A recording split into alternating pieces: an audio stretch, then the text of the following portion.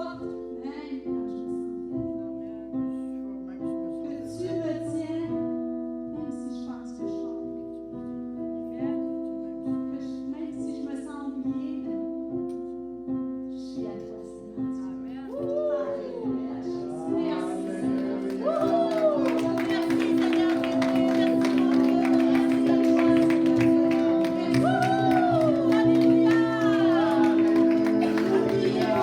N'oubliez pas que la seule chose qui est importante, c'est ce que Dieu pense. C'est ce que ton voisin pense. C'est ce que Dieu pense. Oui, alléluia. Alléluia. Merci beaucoup, Seigneur, pour tes gloires. Toutes les sortes. Alléluia. Merci. Merci pour tout. Alléluia. Ça, c'est un beau mot. Merci. On a besoin de remercier le Seigneur. Alléluia.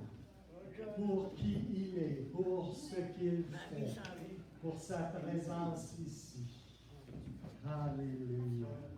Merci Seigneur. Merci pour Jésus.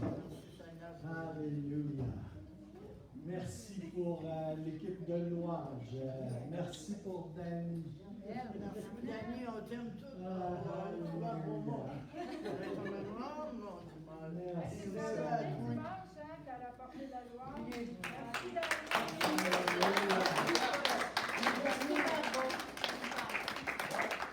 Alléluia. Merci Seigneur. Merci pour le Alléluia. Merci.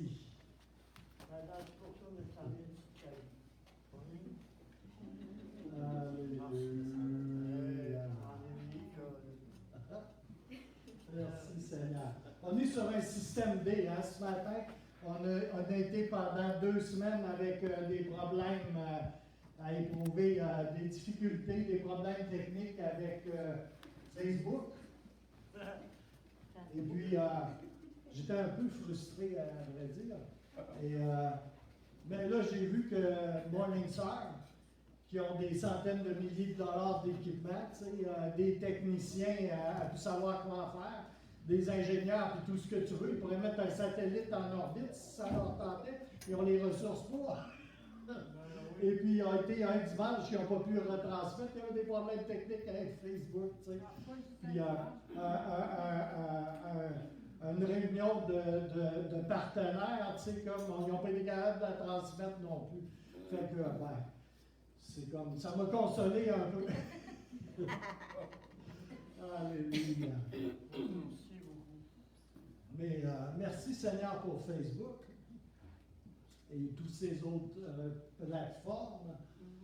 Et je ne m'étendrai pas, par exemple. Alléluia. Alors, bienvenue à tous, premièrement. Bienvenue à tout le monde, à nos visiteurs. Bienvenue à tous, soyez le bienvenu au Centre chrétien des Sept-Îles.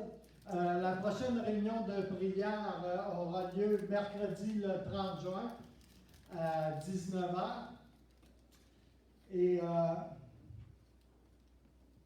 oui, c'est ça.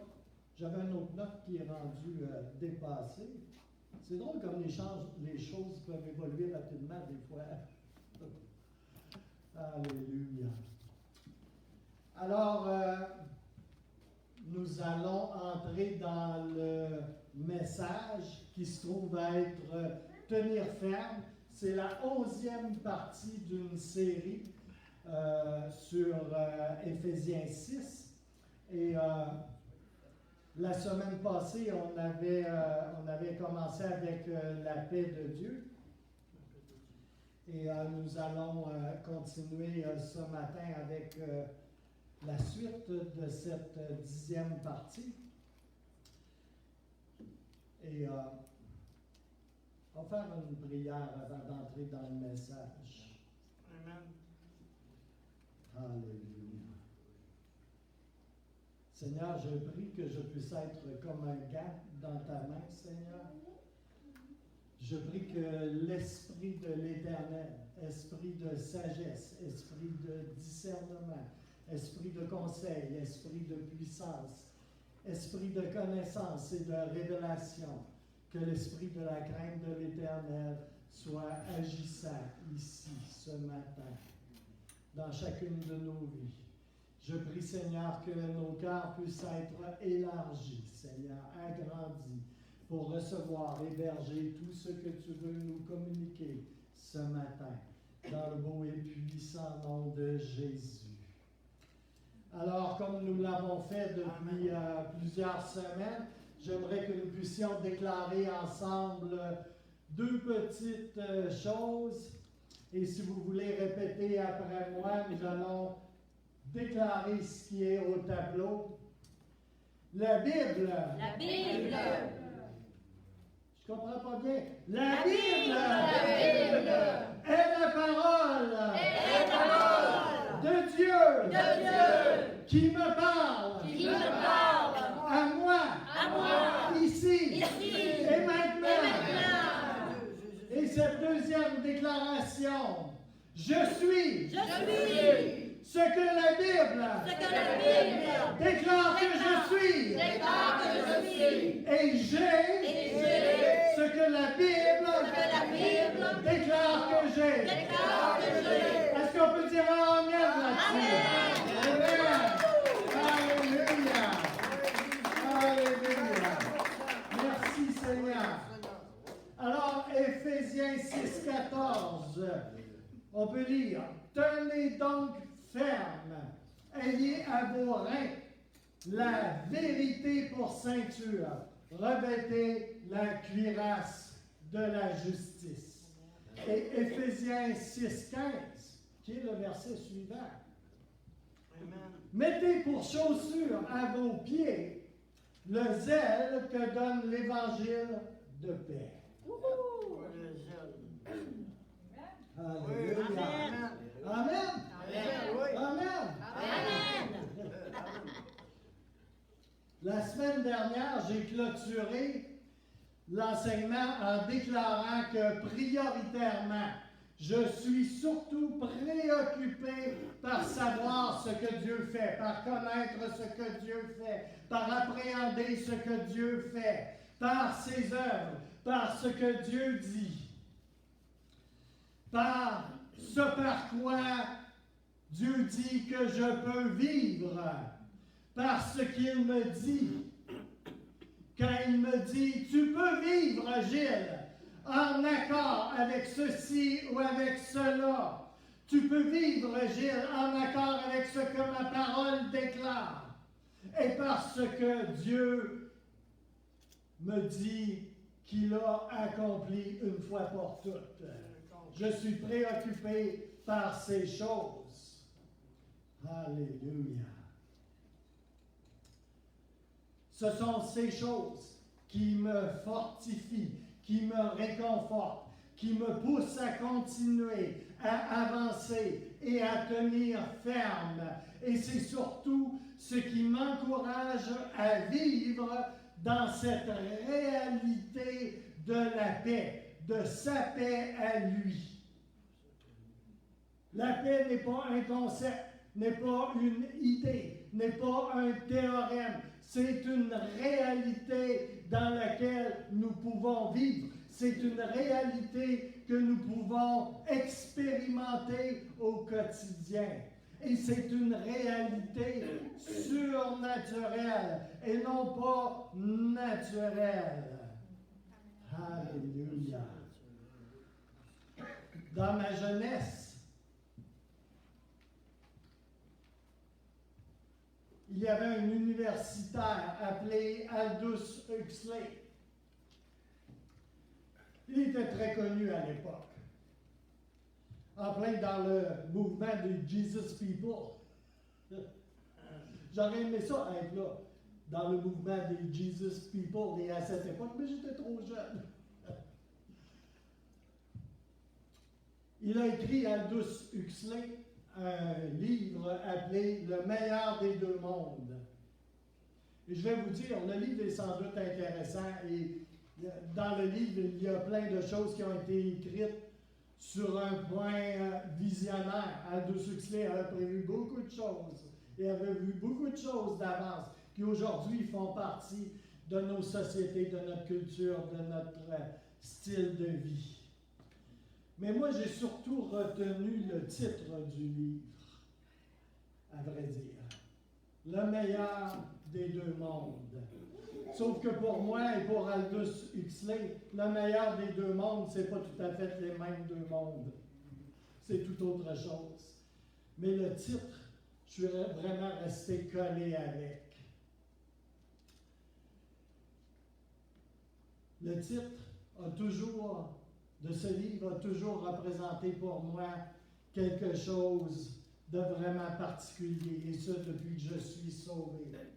Et j'ai toujours été, et je suis franc, j'ai toujours été stupéfait que ce titre représentait très bien la démarche fondamentale de beaucoup de croyants, de beaucoup de chrétiens.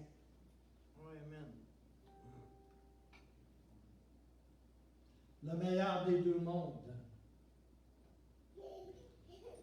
Comme s'il y avait un lieu commun entre la sainteté et le péché et l'impureté. Comme s'il y avait un lieu commun entre la chair et l'esprit, entre le mensonge et la vérité. Et écoutez-moi bien ce matin.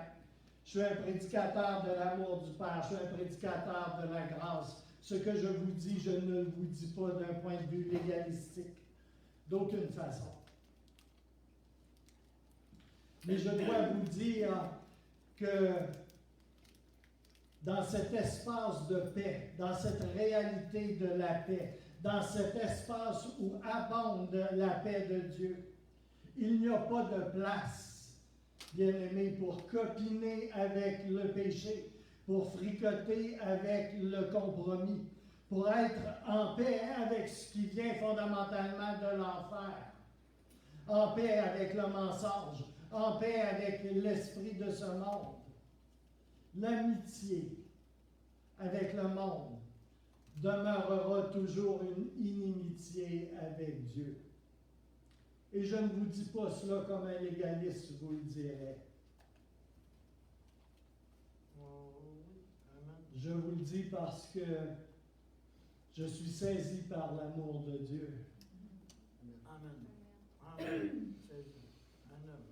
Je vous le dis parce que je dois le dire. Parce que je sais que vous aimez le Seigneur. Oh oui. Ah Et oui. que vous désirez vivre selon les valeurs et les principes du royaume de Dieu. Amen. Mais l'amitié avec le monde sera toujours inimitié avec Dieu. Certains semblent l'oublier facilement. Il n'y a pas de place pour être en paix avec les œuvres de la chair.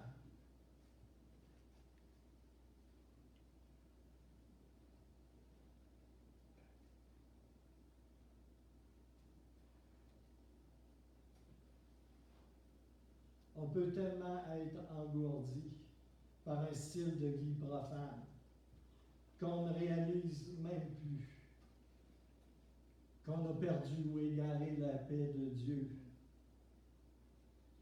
On a une autre paix en lieu et place. Et elle n'a pas la même provenance. Elle ne provient pas du ciel, ni de la communion et de l'obéissance avec le Seigneur. Il y a une très vieille illustration des prédicateurs d'autrefois qui illustre bien ce qui se passe très souvent. Et certains d'entre vous, surtout les plus âgés, probablement vous l'avez déjà entendu cette illustration-là plus d'une fois. La grenouille et le chaudron. Ça vous dit quelque chose? Non, il a balai. Tu prends un beau gros chaudron, tu sais, tu remplis ça d'eau froide, tu mets ça sur ton poêle, puis tu prends la belle petite grenouille. Et ça, c'est méchant, là. Mais tu prends la belle petite grenouille et tu la mets dans le chaudron. Et puis là, tu ouvres le rond. Tu mets le feu à ton poêle. Tu sais, tu peux mettre ça bien tranquillement, c'est bien correct. OK? Puis la petite, ça fait durer j'aurais pas de plaisir. Ah, non. Ça fait durer l'illustration, en tout cas. Puis là, tranquillement, pas vite, l'eau va commencer à réchauffer. Hein? La petite grenouille, elle va manger dans le chaudron. Puis la température de l'eau va monter. Hein? Elle va monter. Oui. Puis la petite grenouille va continuer à nager aussi. Tu sais? Oui. Puis peut-être qu'elle va trouver ça agréable, finalement, tu sais, comme que l'eau se réchauffe un peu, tu sais. Sauf qu'à un moment donné, l'eau va commencer à approcher du point d'ébullition. L'eau va commencer à bouillir. Puis c'est quoi qui va arriver? La petite grenouille On va faire des cuisines. va être well done. Hein? C'est comme, elle va être cuite. Comme un homard. Alléluia. Ça illustre ce que le péché fait. Comment qu'une vie sans consécration, sans laisser l'œuvre de sanctification se faire dans nos vies, une vie où on se relâche, comment on se fait avoir à long terme. Et vous savez, ça a beau être une illustration des prédicateurs d'autrefois, ça n'en demeure pas moins très véritable. Amen. Oh, oui. Alléluia. Amen. Alléluia. Il y a des choses avec lesquelles il vaut mieux pas jouer. Alléluia. Jacques 4,4 nous dit, adultères que vous êtes, ne savez-vous pas que l'amour du monde est inimitié contre Dieu? Celui donc qui veut être ami du monde sera ennemi de Dieu. Alléluia. C'est dans le Nouveau Testament, n'est-ce pas? Oui. Ceci dit, on peut aimer les pécheurs. On doit aimer les pécheurs de l'amour de Dieu. Jésus, on le sait, est l'ami des pécheurs. J'aime aussi les pécheurs. Je les aime même quand ils ont des tatouages dans la face et ailleurs, qui portent la marque des meurtres qu'ils ont commis et de tellement de cassures. Pour ceux qui ne le savent pas, je suis aumônier dans une prison à sécurité maximum. Oui. Amen. Et franchement, je les aime autant, sinon plus, que ceux qui les gardent et qui passent pour meilleurs qu'eux. Oui. Pour moi,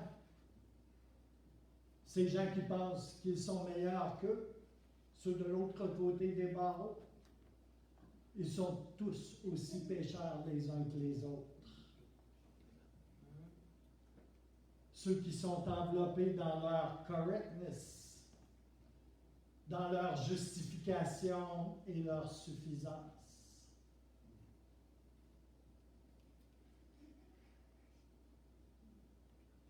Je vais vous dire quelque chose de fort.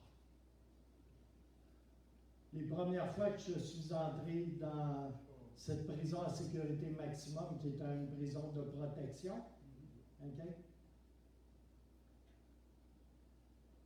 J'étais assis en avant d'un détenu qui se pensait célèbre à cause de tout ce qu'il avait fait. Et vous savez quoi? J'ai facilement vu la table tourner et moi assis de l'autre bord et lui assis à ma place. Certains ne comprendront jamais cela. Peut-être n'ont-ils pas assez vécu. Peut-être n'ont-ils pas été assez cassés ou qu'ils n'ont pas assez souffert pour sortir de leur suffisance. Mais c'est très vrai.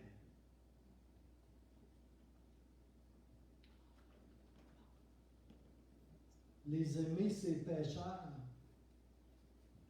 de toute évidence, n'implique pas de faire comme eux, de penser comme eux, mais de les aimer selon les principes et les valeurs du royaume, d'avoir le cœur de Dieu, le cœur du Père pour eux.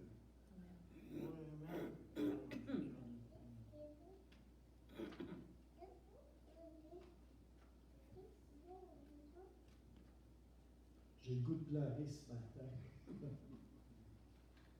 Il y a une différence entre aimer et avoir à cœur les pécheurs.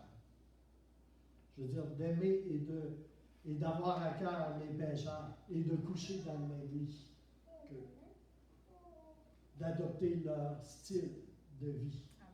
Amen. On n'est pas appelé à être des caméléons, frères et sœurs. Comme la grenouille. Amen.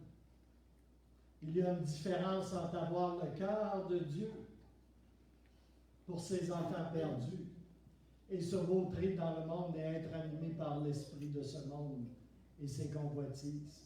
Le cœur de Dieu, c'est de ramener, on le sait, tous ses enfants à la maison. Oui. Ce n'est pas et ce ne sera jamais en devenant comme eux que cela se fera. Amen. Non, oui. Amen. À moins que ce que tu veux reproduire, que ça ne vienne que du monde. Pour conclure ce matin cet enseignement sur la paix, je voudrais partager un peu sur une histoire, celle de Jésus avec ses disciples dans cette barque prise dans la tempête. Ils étaient en route pour l'autre côté du lac, pour l'autre bord. Ils étaient en route pour l'autre bord. Alléluia. Comme nous-mêmes, nous sommes en route aussi pour l'autre bord. Dans ce cas-ci, c'était pour le pays des Gadaréniens, où ils vont rencontrer quelqu'un d'assis dans les ténèbres et qui était puissamment animé par une légion de démons. Ce qui va faire de lui, ce qui va le qualifier pour être plus tard un excellent évangéliste. Alléluia. Jésus est là, dans cette barque, et il fait un petit roupillon. Il se repose. Il n'a pas vraiment l'air anxieux ou stressé. Il est là dans la barque et il dort. Et la tempête vient contre eux. Il ne semble pas manifester, malgré la force de la tempête, la moindre anxiété. Et il est là, dans la barque. Et ses disciples sont avec lui, dans la barque aussi. Je veux vous faire remarquer que cette tempête n'est pas qu'une tempête naturelle. Bien que des éléments tout à fait naturels se déchaînent contre eux, il y a autre chose derrière la tempête. Derrière cette tempête, il y a autre chose qu'ils vont rencontrer un petit peu plus tard. Et c'est souvent le cas, enfants de Dieu, famille. Derrière les tempêtes qui se lèvent dans nos vies. Ces tempêtes-là ne sont pas toujours que des éléments naturels qui se déchaînent. Il y a autre chose derrière. Il y a une opposition qui se manifeste derrière certaines des tempêtes qui viennent contre nous. Ceci dit, je veux que vous puissiez surtout remarquer la réponse de Jésus. La réponse que Jésus va faire tant à la tempête que la répartie qu'il va faire aux disciples. On voit ça dans Marc 4, 36, 35 à 40.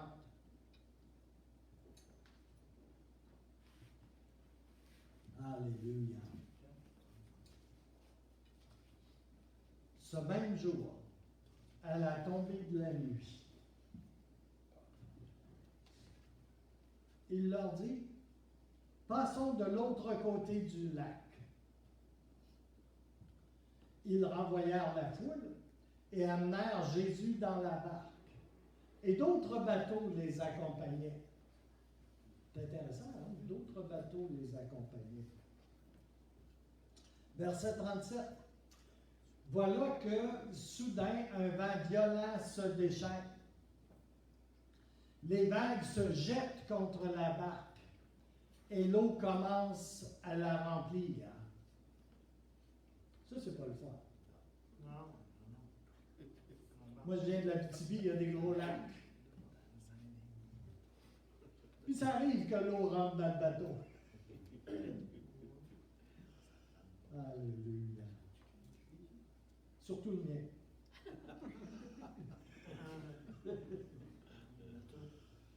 Pendant ce temps, Jésus dort à l'arrière du bateau, la tête posée sur un coussin. Il est même confortable. Les disciples le secouent pour le réveiller. Maître, lui crie-t-il, tu ne vois pas que nous sommes en train de périr? Tu ne t'en soucies pas.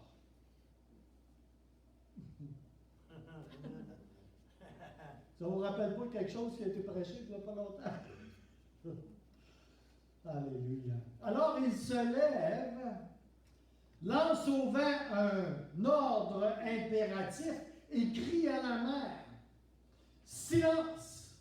Shut up! Tais-toi! Le vent tombe, l'orage cesse. Un grand calme se répand sur les eaux. Puis il dit à ses disciples, pourquoi avez-vous eu si peur? Qu'est-ce qui est arrivé à votre foi? N'avez-vous pas encore confiance? Tu sais, Jésus est dans le bateau. Le bateau, là, ça peut être nos vies, nos situations, et bien d'autres choses, hein? Alléluia. C'est intéressant, non? Jésus était endormi au milieu d'une tempête. Il était endormi alors que les vagues furieuses venaient frapper répétitivement le bateau et le brassaient, ce bateau, tellement qu'il y avait de l'eau qui entrait dans le bateau. Vous savez probablement qu'un bateau s'est bâti de façon à ce que l'eau n'entre pas dans le bateau. Vous savez ça, hein? L'idée d'un bateau, c'est que l'eau reste en dehors du bateau. C'est pas mal ça, l'idée d'un bateau. Je suis certain que vous savez ça. Mais le problème avec les bateaux, c'est que lorsque l'eau entre dans le bateau, parce que les vagues sont trop fortes, parce qu'il y a une tempête, c'est que l'affaire avec l'eau, c'est que ça marche dans les deux sens. L'eau est supposée rester à l'extérieur du bateau, ben elle n'entre pas normalement. Mais quand l'eau est dans le bateau, là, tu as un problème, parce que l'eau ne sort pas du bateau. Elle reste à l'intérieur du bateau. Et toi, tu es à l'intérieur aussi. Ça va pas bien.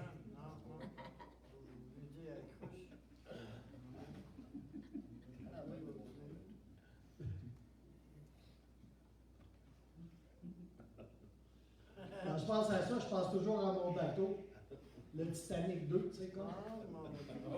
Je l'avais baptisé le gros Titanic. Ah ouais, tu t'es embarqué. Amen. Les mauvaises langues disaient que c'était un sous-marin. Ah, Dieu, Ils seront pas faits, hein? Tu pourrais pas embarquer parce que. C'est surtout le capitaine qui était un peu.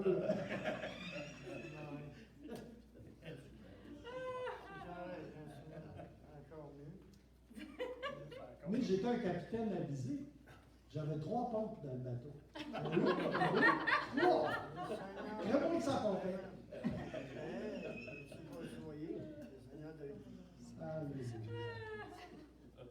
Mais blague à part. Jésus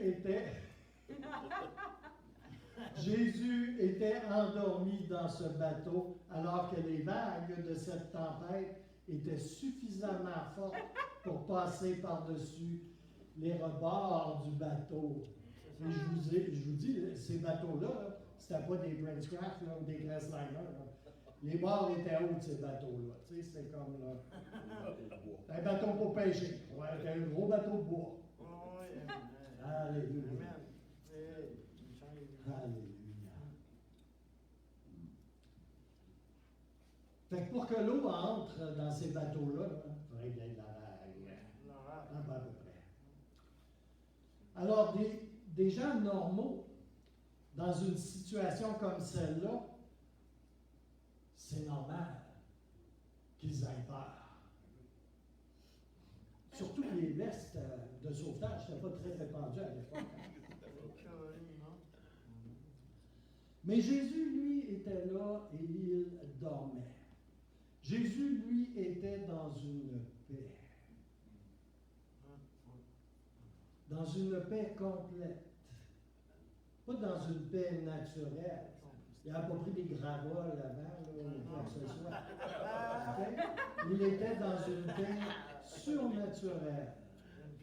Alléluia. Et il dormait. Alléluia. Alléluia. Il était vraiment dans la paix. Et capable de se lever dans la barque et d'utiliser sa voix pour parler à cette tempête et calmer cette tempête. Comment? Pourquoi? Parce qu'il relâchait simplement la paix interne qu'il avait à l'intérieur de lui. Il relâchait simplement ce qu'il y avait en lui. Il relâchait ce qu'il y avait en lui vers l'extérieur. Il était en mesure de relâcher à l'extérieur de lui cette paix de l'intérieur, cette paix avec laquelle il vivait en parfait accord. Il vivait, voyez-vous, dans cette paix, en accord, en symbiose avec cette paix, parce qu'il était en communion avec son Père. Pas seulement de 7 à 8 ou de 10 à midi. Il vivait en communion avec son Père dans le ciel et était donc dans cette paix. Alléluia.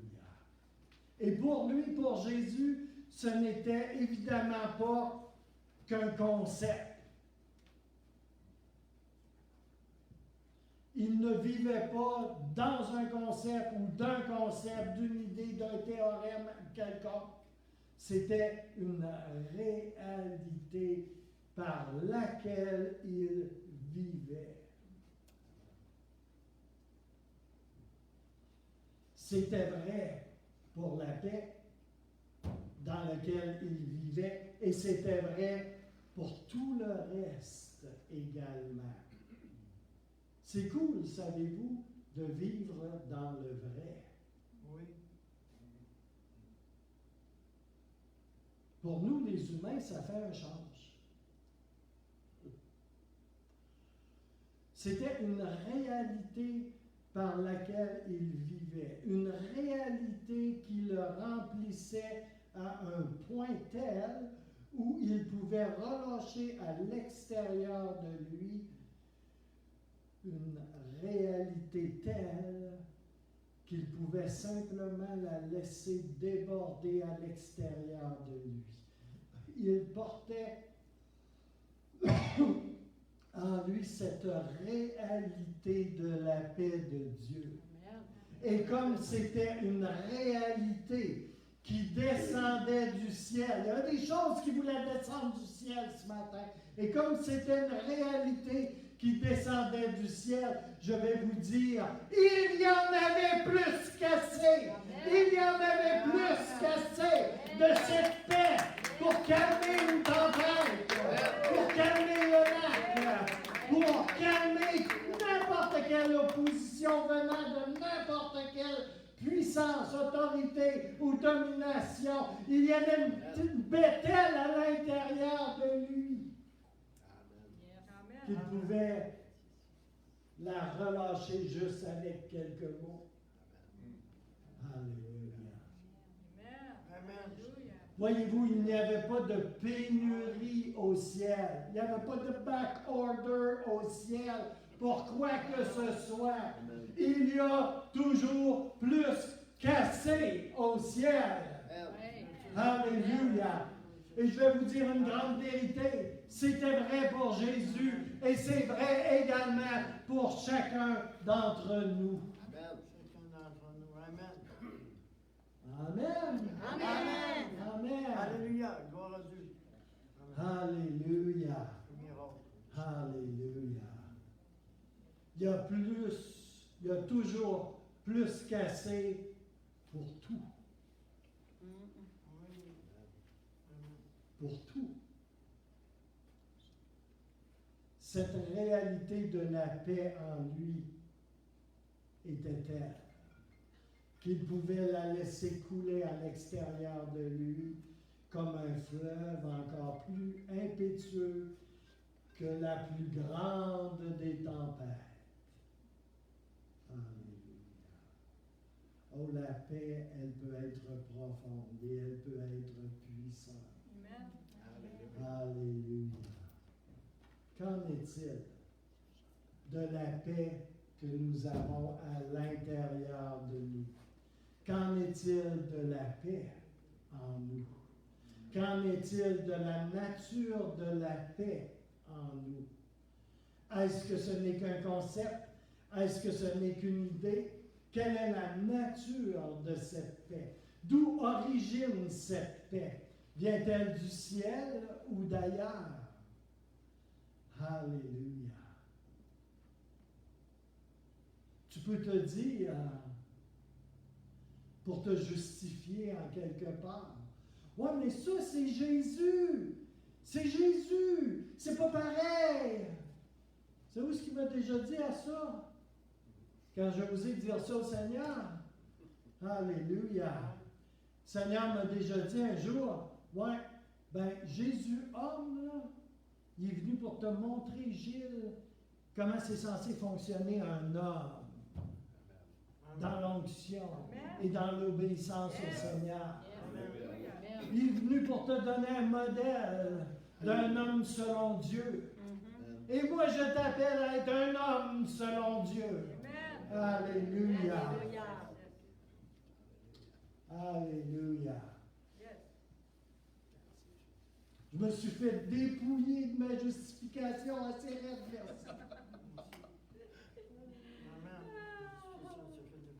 Jésus est venu te montrer, Gilles, comment marcher. Ah oui. Il y a puissance. Ça nous dépouille de beaucoup de choses. Juste ça.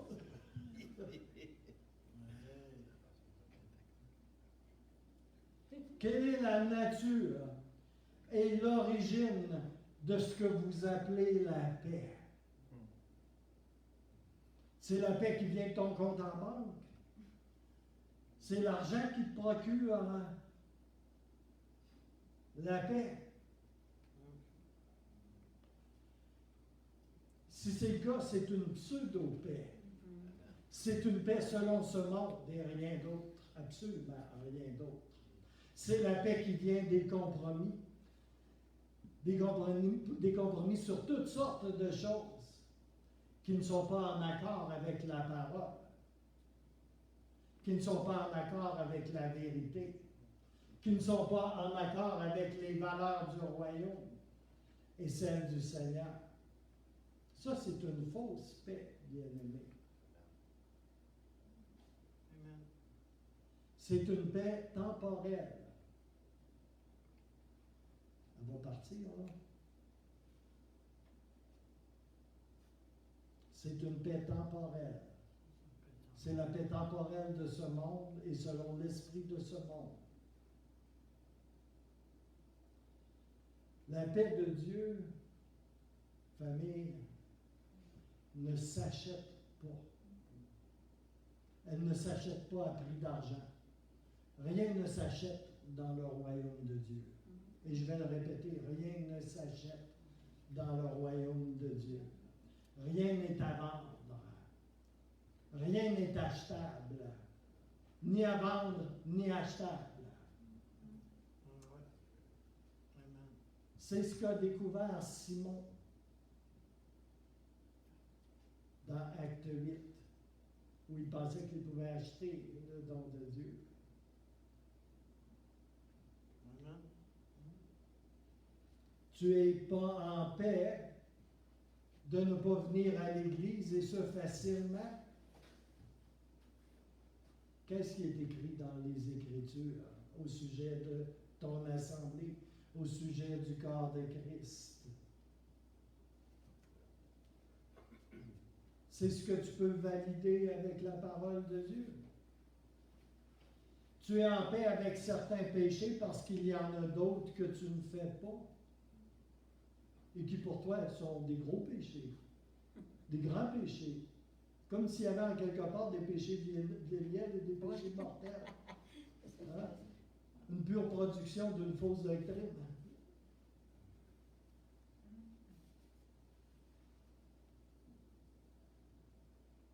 Et parce qu'on ne fait pas certains péchés, ben on compense en quelque part dans nos cœurs et nos esprits pour une certaine forme de justice. On est en paix parce qu'on peut se justifier, parce qu'à notre sens, on a fait notre devoir. On n'est pas si pire que ça. On a rencontré un de nos critères. Mais qu'en est-il des critères de Dieu et des standards de Dieu et de la parole de Dieu? Sais-tu que dans le Nouveau Testament, il y a plus de 1000 commandements dans le Nouveau Testament. Il n'y en a pas simplement dans l'Ancien, mais il y en a plus de 1000 dans le Nouveau.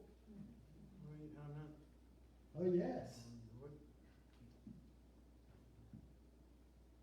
Et je vous rappelle que je suis un prédicateur de grâce et de l'amour du Père, mais ça, c'est la vérité. Amen.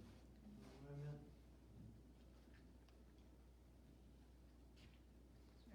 Je vais vous dire, franchement, si on vivrait un réveil personnel, et on est tous des bons chrétiens, là, mais si on vivrait un réveil personnel, il y a pas mal de gros morceaux de paix qui partiraient très rapidement. Oui, amen. Oh yes, ça envolerait. Et on se ramasserait sur notre face en repentance immédiatement.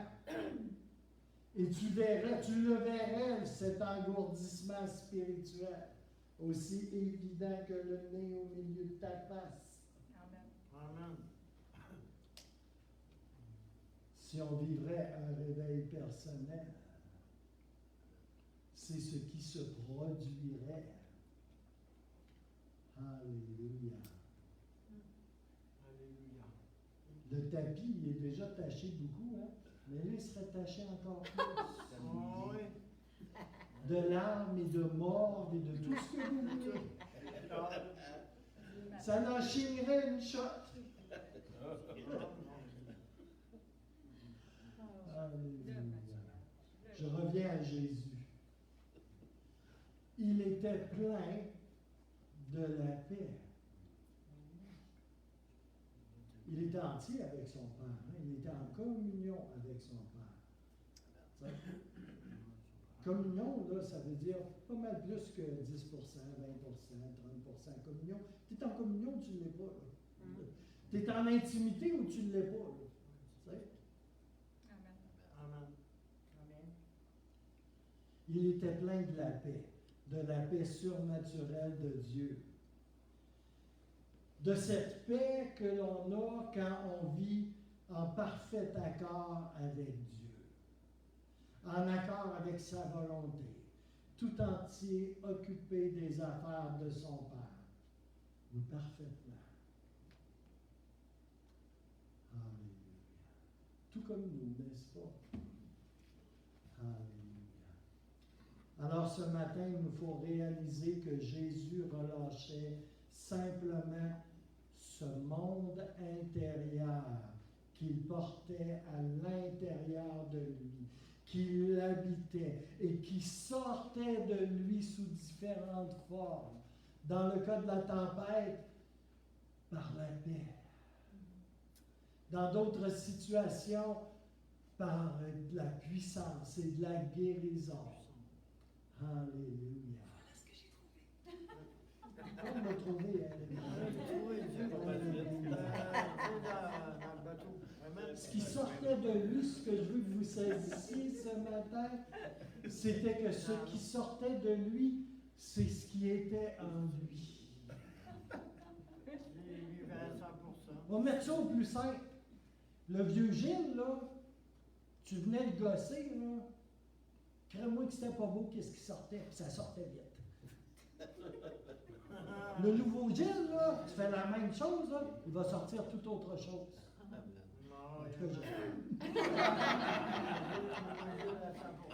Comprenez ce que je veux dire?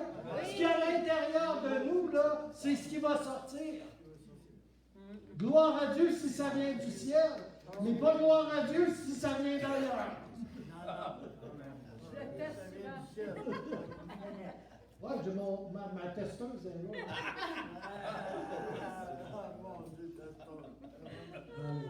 Ce qui sort de nous, c'est toujours ce qu'il y a à l'intérieur de nous. Et la religion n'arrive même pas à maquiller tout ça, à déguiser tout ça. C'est vrai qu'il va sortir. C'est vrai qu'il va sortir. Oh yes. Dans ce cas de figure que l'on regarde, c'est la paix qui est sortie de Jésus, portée par des paroles d'autorité, qui elles aussi venaient de l'intérieur de lui, venaient de sa communion, relation au Père. C'était des paroles qui étaient à l'intérieur. Ce n'étaient pas les paroles d'un perroquet savant qui avait mémorisé beaucoup de versets. Ce qui sortait de lui, c'était une parole vivante, une parole qui participait de la réalité de ce qu'il vivait.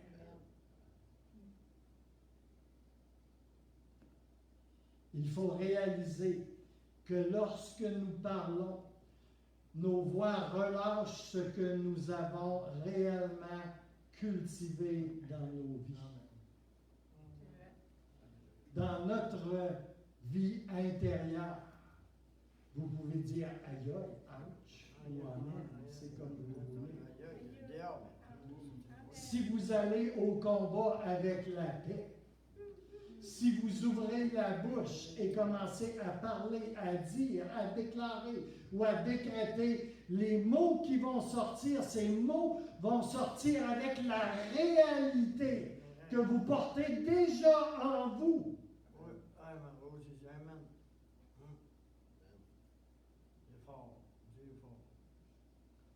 C'est pas de la magie, là. C'est pas une combinaison de mots. Les mots vont sortir avec une réalité que vous portez en vous. C'est simplement ce que vous portez déjà à l'intérieur de vous. C'est simplement une vérité vivante qui va sortir. Et ça, c'est puissant. Ça, c'est puissant.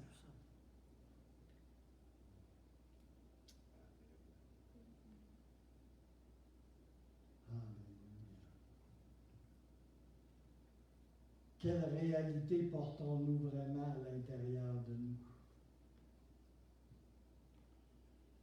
Cette réalité que l'on dit porter à l'intérieur de nous, est-ce qu'elle passe le test?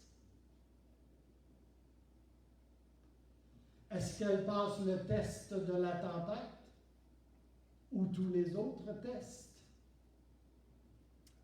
Est-ce qu'elle passe le test de la montagne? Est-ce qu'elle passe le test de la vallée? Est-ce qu'elle passe le test du désert? Est-ce qu'elle passe le test du géant devant toi? Est-ce qu'elle passe le test de la tentation? Si vous portez la paix de Dieu avec abondance, si vous êtes rempli de la parole de Dieu, si vous êtes rempli de la paix de Dieu et de cette paix, et à partir de cette paix, vous parlez. Amen. Si de cette paix, à partir de cette paix, vous ouvrez la bouche, votre voix va la relâcher. Votre voix va relâcher cette paix qui est là. Ah oui. Et vous allez voir la tempête dans votre vie se calmer. Alors que vous allez lui commander de se calmer. Amen. Ça vous Amen. appartient. Oui. Frères et sœurs, enfants de Dieu, filles et fils du roi, ça vous appartient. Amen. Alléluia. Ce principe énoncé ici est vrai pour beaucoup d'autres choses dans le royaume de Dieu.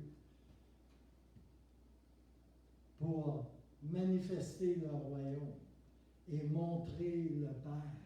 Oui, montrer le Père. Montrer Jésus. Pourquoi? Parce que ce faisant, vous allez relâcher une réalité de bien loin supérieure à tout ce qui peut se manifester devant vous, supérieure à tout ce qui peut venir contre vous. Vous pouvez relâcher une plus grande réalité qui s'appelle le royaume de Dieu. Et on l'oublie si souvent, si facilement. Parce qu'il y a des vents. Parce que le vent souffle. Parce que le bateau de ma vie, il brasse. Puis l'eau en rentre en dedans. Alléluia. Regardons un peu la répartie de Jésus aux disciples qui sont avec lui, je vous le rappelle, dans la barque. Parce qu'ils sont bien dans la même barque que Jésus. Sommes-nous dans la barque de Jésus? Oh yes. Ok, oui, on est dans la même barque. Ah oui. Oh, on l'oublie tout le temps! On est dans la même barque que Jésus! On l'oublie tout le temps! On a une vraie mémoire de poisson rouge!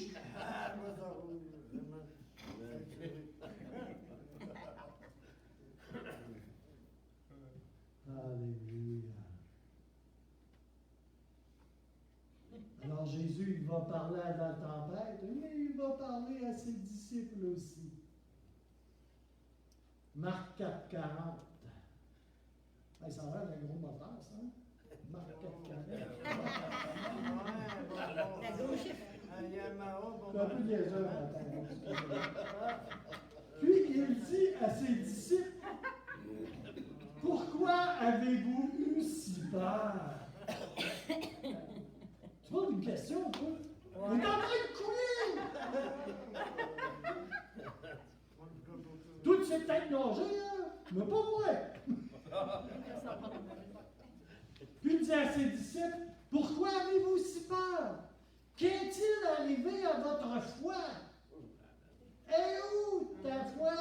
Et où le bonheur? Et où? 100% Dieu. Et où? Il est où le bonheur? Il est là, il est là, le bonheur. Il est Il a là. embarqué dans le bateau. Il est avec Jésus. Oh oui. Oui, il n'a pas coulé. Et il va rajouter à cela, qu'est-il arrivé à votre foi?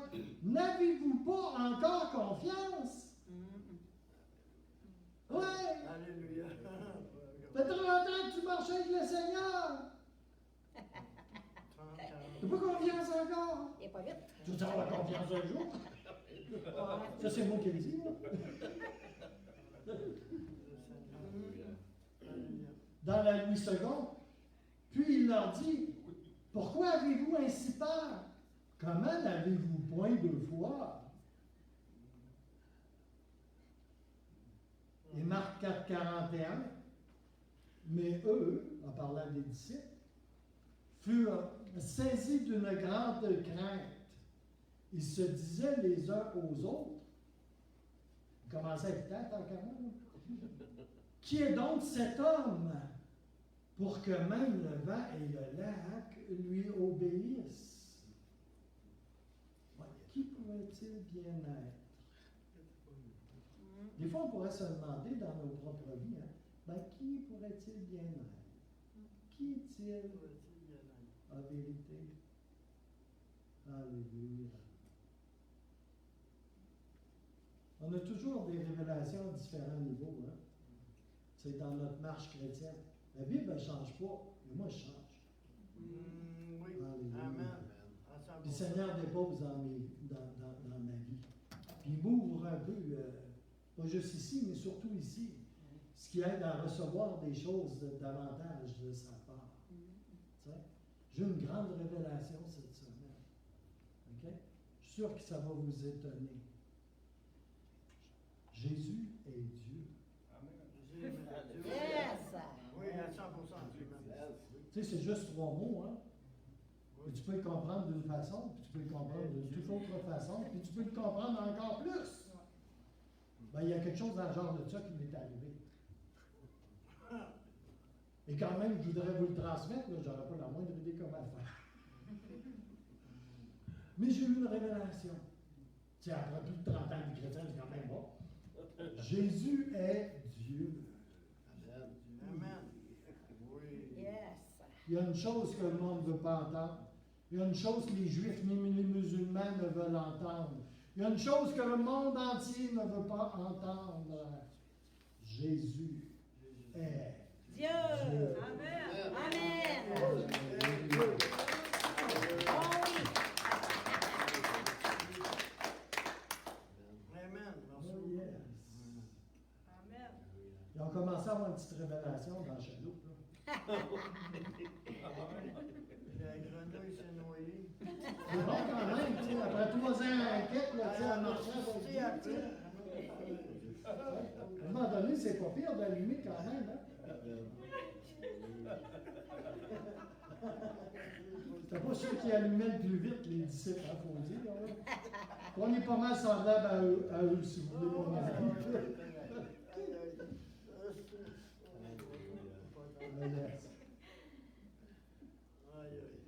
C'est bon, merci. C'est bon. Jésus les regarde et les questionne. Pourquoi avez-vous peur? Vous n'avez donc pas de foi? Tu sais, c'est Jésus qui demande ça, hein? Oui.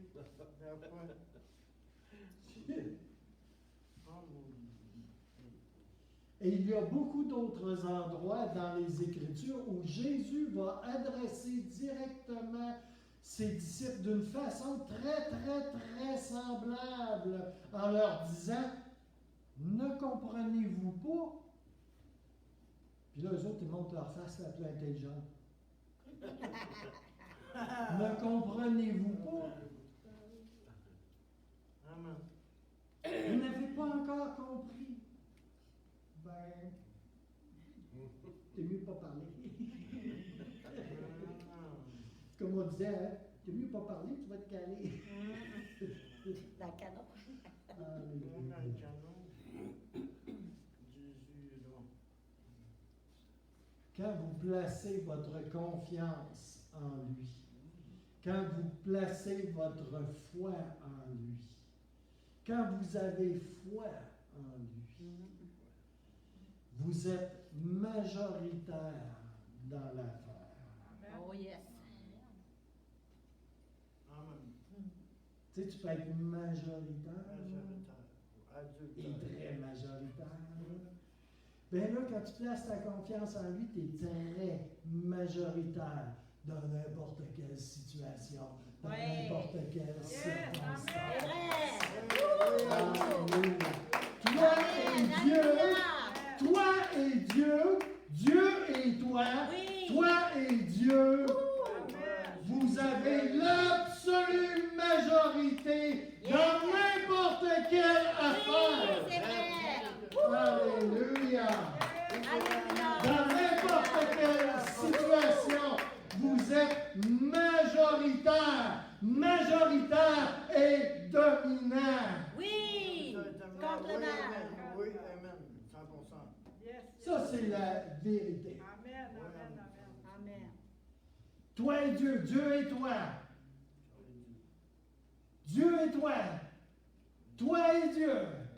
Là-dedans, il n'y a pas de géant.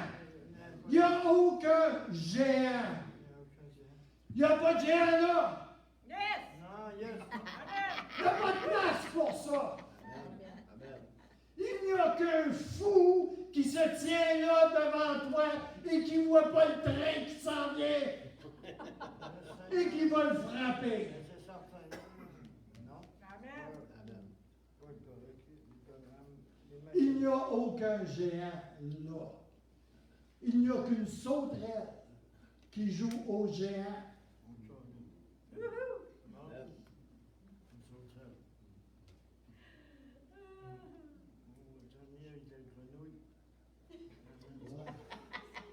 Un petit qui essaie de se faire passer pour un Tyrannosaurus Rex. Il faut voir que je guette mes perruches. Il n'y a pas connu, il n'y a pas connu. Savez-vous ce que c'est un géant? Savez-vous ce que c'est un Goliath? Oui.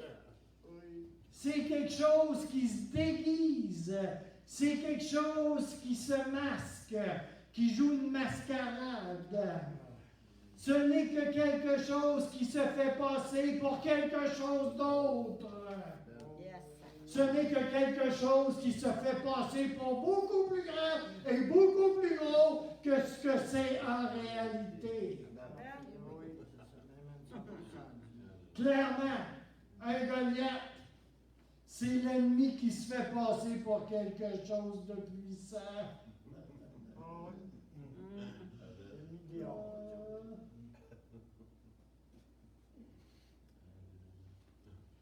Imagine-toi.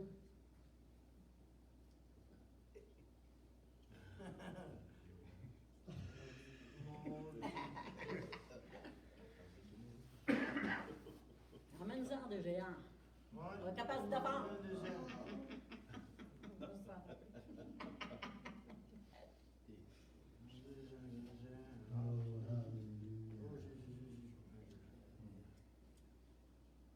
Combien c'est insensé. Se lever contre Dieu. Se faire passer pour quelque chose.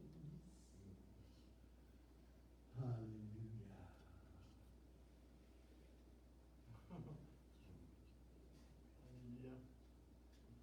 Est-ce que vous réalisez que Dieu est avec vous? Oui.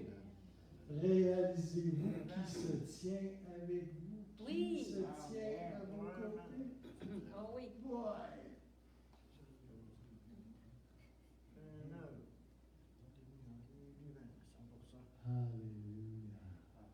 J'ai un de mes chums qui était en affaires. C'est un gros russe, tu sais, comme là. Un russe, là. Ouais. Tu sais, comme une pièce, tu sais, comme là. Il sentait l'ail aussi. Ah, non. Mais il y avait de la misère. Ah, il y en avait tout quand j'ai dans lui. Comme Puis le gros pop-off, là, il voyait bien le géant. Ah, non. Puis j'ai eu une vision. Ah, ouais. Je l'ai vu habillé en joueur de football. Tu sais, il avait encore vu pour ça. Là. Et j'ai dit, mon gars, si tu verrais qui est sa ligne avec toi, là, qui est à ta droite, puis qui est à ta gauche, puis qui est en arrière de toi, là. Oh! Non. Tu prierais pour que le géant se fasse pas faire trop mal. Le géant des eaux. Non? Réalisez-vous qui est celui qui vit en vous. Réalisez-vous en qui vous vivez, en qui vous avez la vie, le mouvement et l'être. Réalisez-vous vraiment qu'avec Dieu, tout est possible.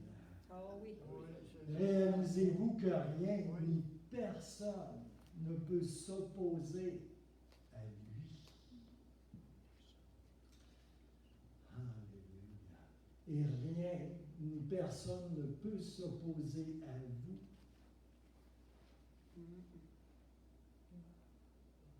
Parce que Dieu vit en vous et vous vivez en lui. Yes. On a beaucoup mis l'emphase sur Dieu vit en nous, mes frères et sœurs. Vous vivez en lui. Vous êtes en lui. Amen. Hey! On ne réalise pas, hein? C'est comme les petites neurones ici, ils chauffent puis ils bouillonnent. Ils ont bien la misère à saisir ce genre de choses. Comme la grenouille, mais pas l'autre. Et c'est la vérité. Alléluia. Il est en vous. Jésus va les reprendre. Il les réprimande. Pourquoi est-ce que vous vous inquiétez? Pourquoi vous n'avez pas foi? Pourquoi est-ce que vous ne comprenez toujours pas? Pourquoi est-ce que vous n'avez pas foi dans la réalité de ce monde dans lequel je vous enseigne depuis si longtemps? Oui. Comment pouvez-vous ne pas avoir foi, ne pas avoir confiance? Bien-aimés, pendant tout ce temps où les disciples ont marché avec Jésus, pendant tout ce temps où Jésus était avec eux, Jésus a enseigné à ses disciples, il les a enseignés comment le représenter, comment représenter Dieu en ce monde.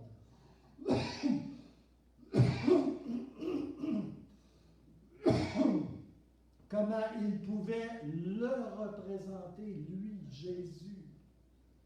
Et comment ils pouvaient manifester le royaume. Comment ils pouvaient représenter et montrer Dieu dans ce monde. Oh, comment ils pouvaient représenter le Père.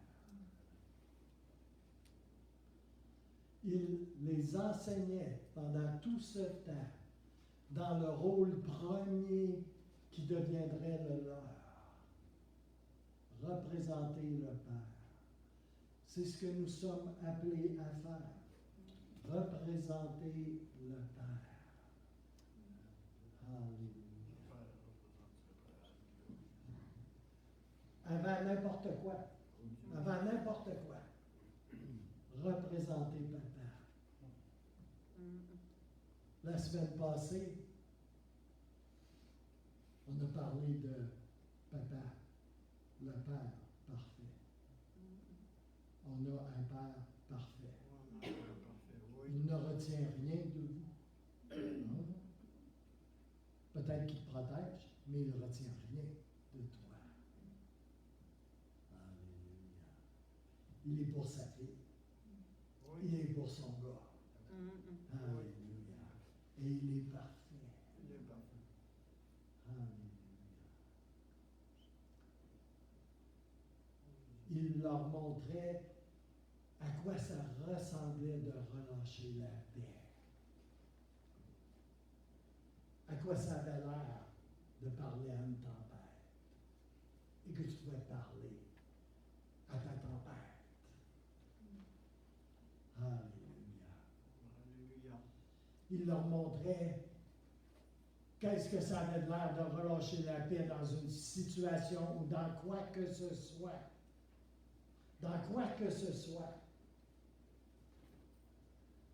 Qui par une évaluation naturelle ou par une analyse dans le naturel, que ça se peut pas que ça soit calmé, ça se peut pas que ça se tasse, ça se peut pas que ça s'aplatisse. Oh yes, que ça se peut. Alléluia. Ça n'a pas d'allure. Oh, quelle merveilleuse opportunité.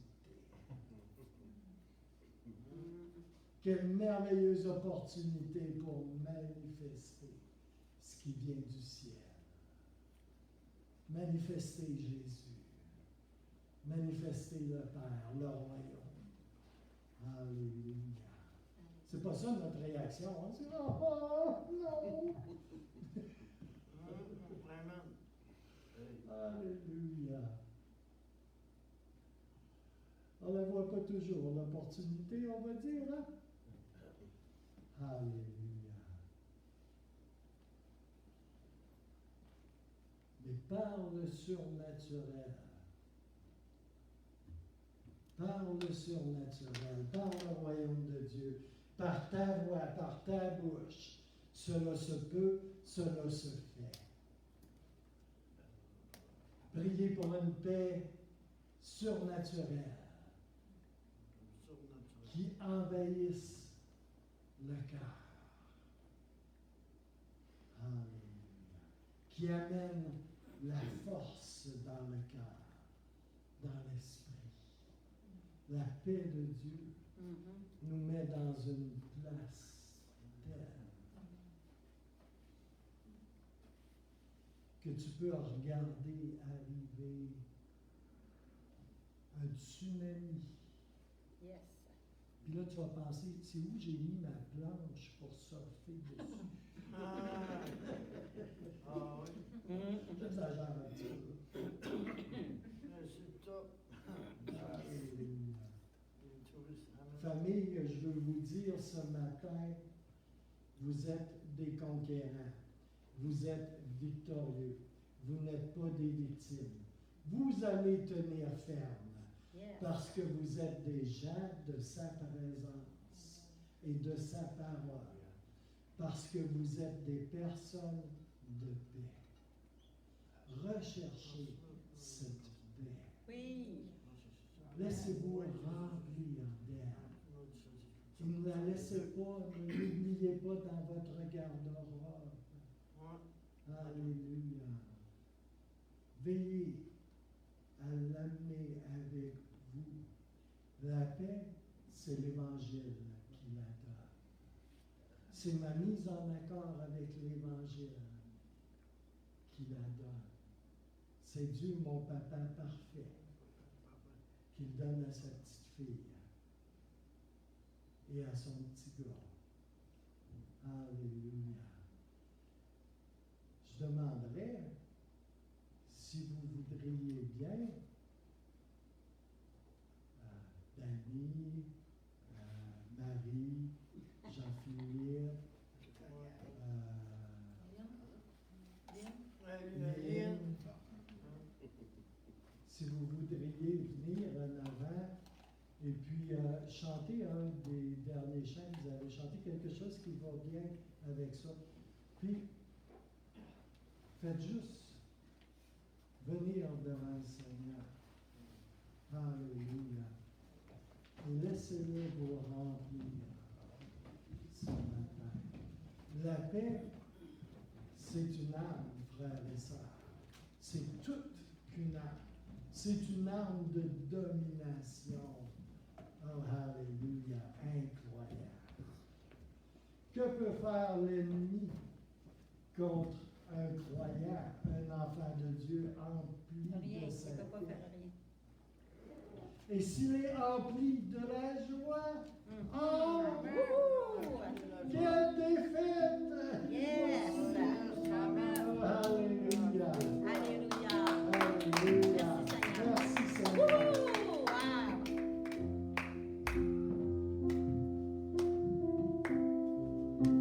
Le Saint-Esprit va faire une œuvre ici. Oh Et oui. ça va continuer en dehors d'ici. Amen.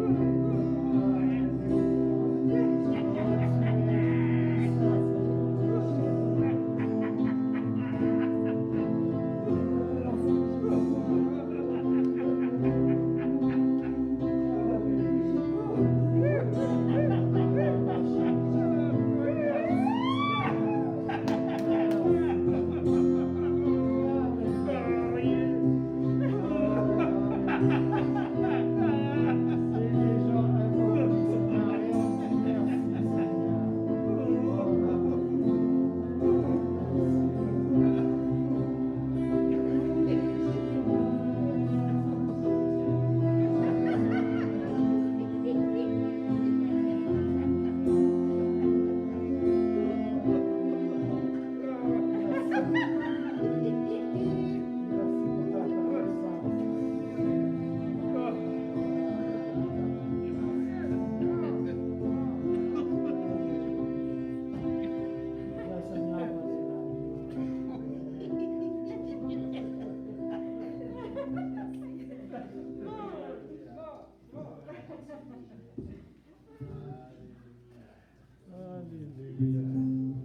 Merci Seigneur.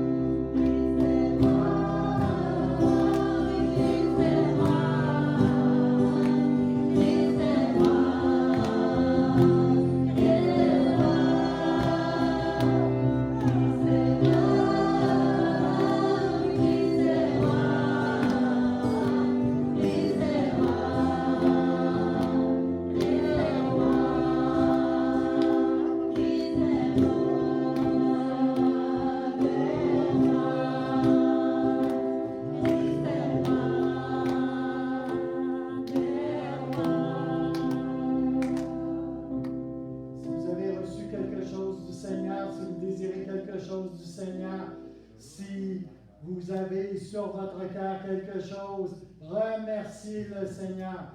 Remerciez le Seigneur pour ce qu'il a déposé dans vos vies. Remerciez le Seigneur pour ce que vous demandez. Quand vous entrez dans la dimension de la prière, entrez avec action de grâce. Remerciez-le. Sortez d'ici en remerciant le Seigneur. Entrez chez vous en remerciant le Seigneur. Assoyez-vous dans vos véhicules en remerciant le Seigneur, parce que Dieu est bon, il est bon pour vous. Remerciez le Seigneur en tout temps et au milieu de toute situation. Et ce que vous attendez de lui, remerciez le Seigneur. Remerciez le Seigneur. Alléluia. Et que le Seigneur vous bénisse abondamment. Je relâche la pleine bénédiction de Jésus-Christ sur chacun d'entre vous ce matin. Et il n'y a rien au-delà de cela. La pleine bénédiction de